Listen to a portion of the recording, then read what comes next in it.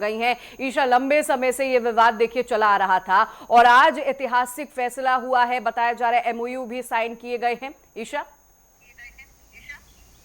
बिल्कुल, जी। देखिए इसका फायदा सीधे तौर पर राजस्थान को होने वाला है और काफी लंबा ये विवाद रहा है। 1994 में जो समझौता हुआ था वो समझौता कहीं ना कहीं जमीनी स्तर पर उसे अमली जामा नहीं पहनाया गया था जी। और ऐसे में जब 2024 में एमओयू दोनों राज्यों के बीच में जब साइन हुआ, उसमें डिटेल प्रोजेक्ट को लेकर साइन हुआ था कि किस तरीके से इसे आगे बढ़ाया जाए। आज की अगर बात करें तो मेमोरेंडम ऑफ एग्रीमेंट आज साइन हुआ है कि किस तरीके से जो निर्माण कार्य है जी या जी। उसका क्रियान्वयन है वो किया जाना है। मेमोरेंडम ऑफ एग्रीमेंट एमओए आज साइन हुआ है और इसकी अध्यक्षता जो आज की बैठक रही है वो केंद्रीय गृह मंत्री अमित शाह की तरफ से की गई और बैठक में केंद्रीय जल शक्ति मंत्री सीआर पाटिल और राजस्थान के मुख्यमंत्री भजनलाल शर्मा के साथ साथ हरियाणा के मुख्यमंत्री नायब सिंह सैनी भी रहे हैं। इसके तहत जो निर्णय लिया गया है, जो आज मेमोरेंडम ऑफ एग्रीमेंट हुआ है, उसके तहत ये निर्णय लिया गया है कि जुलाई से अक्टूबर जिस तरीके से मानसून रहता है इन महीनों में, उसके तहत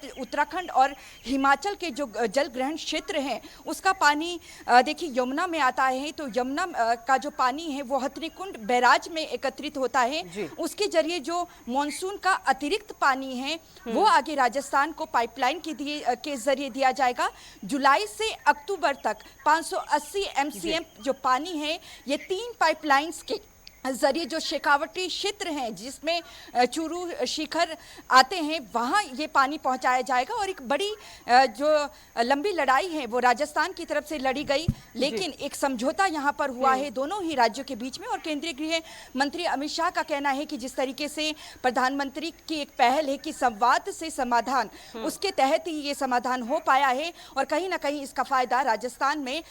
भारतीय जनता पार्टी को हो सकता है, क्योंकि शेखावटी वो क्षेत्र है जहां पर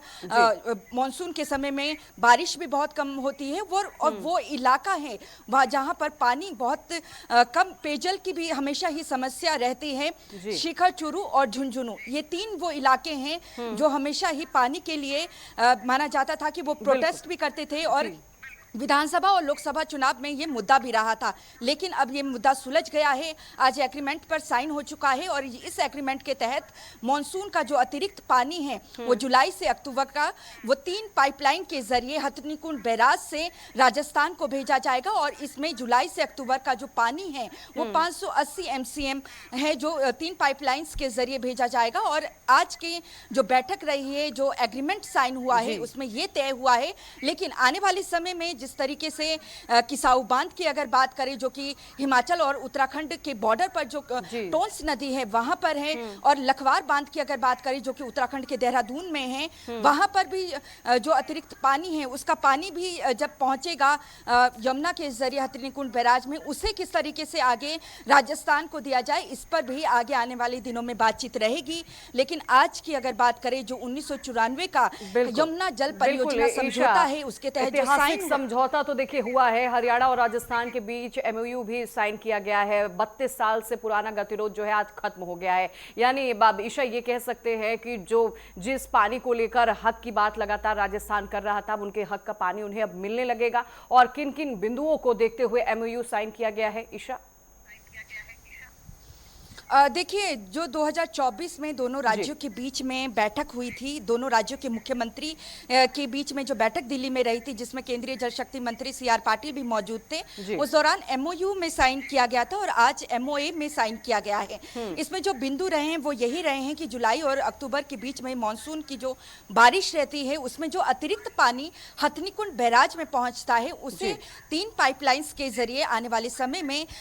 उसे राजस्थान को दिया जाएगा और राजस्थान के शेखावटी क्षेत्र तक इस पानी को पहुंचाया जाएगा। इस पर देखिए आज जो सहमति है वो बनी है और ये 3 पाइपलाइंस के जरिए इन जुलाई से अक्टूबर का जो महीना रहता है उसमें 580 एमसीएम जो पानी है वो यहाँ पर पहुंचाया जाएगा। लेकिन आने वाले समय में जिस तरीके से किसाऊ बांध की मैं बात कर रही हूँ और लखवार बांध की और इसके साथ रेणुका जी बांध की, उसका पानी भी जो अतिरिक्त पानी है उसे भी आगे किस तरीके से राजस्थान तक पहुंचाया जाए, इसके अलावा उत्तराखंड, उत्तर प्रदेश, दिल्ली तक पहुंचाया जाए, इस पर भी बातचीत रहने वाली है। लेकिन एक लंबी लड़ाई यहाँ पर कह सकते हैं राजस्थान लड़ा है, जिसको लेकर देखिए 32 साल बाद कहीं ना कहीं ये जो मसला है वो सुलझता हुआ यहाँ पर नजर आया है। जो मेमोरेंडम ऑफ एग्रीमेंट साइन हुआ है उसके तहत अब निर्माण कार्य को गति दी जाएगी और ये देखना है कि देखिए कि कितनी जल्दी जो है ये निर्माण कार्य संपन्न हो पाता है, क्योंकि एक दिन बाद यहाँ से जुलाई का महीना भी शुरू हो जाएगा। और इस बार भी अगर मानसून में अधिक बारिश होती है तो हरियाणा की अगर बात करें तो क्योंकि हरियाणा का जो इलाका है वो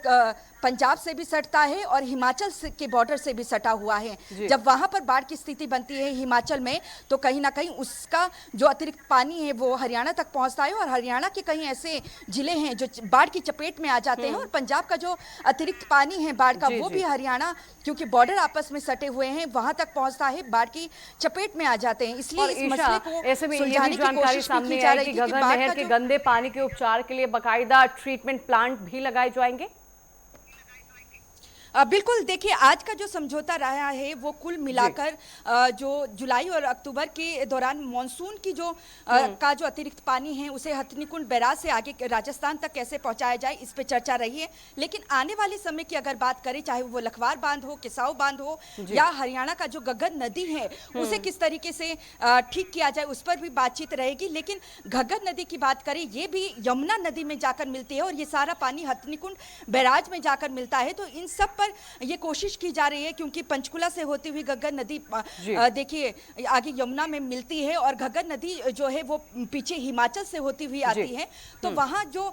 पानी है वहाँ पर बाढ़ की स्थिति भी रहती है और पानी इतना सही भी नहीं है, उसे भी शुद्ध करने की कोशिश यहाँ पर की जाएगी। और कुल मिलाकर जो घग्गर नदी से देखिए जो बाढ़ का जो पानी है, अतिरिक्त बारिश का जो मानसून का पानी है वो घग्गर नदी से होता हुआ आगे की तरफ बढ़ता है, कुरुक्षेत्र से आगे यमुना की तरफ जाता है। तो ऐसे में उन सब के जरिए जो बाढ़ का पानी है, क्योंकि यहाँ पर कोशिश ये की जा रही है कि जो पानी पहुंचाया जाएगा राजस्थान तक 580 एमसीएम वो पीने के लिए दिया जाए। सबसे पहले पेयजल की जो वहां पर अव्यवस्था शेखावटी क्षेत्र में है उसे सुलझाया जाए, बिल्कुल उन व्यवस्थाओं को दुरुस्त किया जाए। और यही वजह है कि 1994 के समझौते के तहत राजस्थान को मानसून और पाइपलाइन के जरिए जो है पेयजल हेतु का पानी जो है पूरी तरह से अब मिलेगा। बहुत शुक्रिया ईशा आपका जानकारी देने के लिए।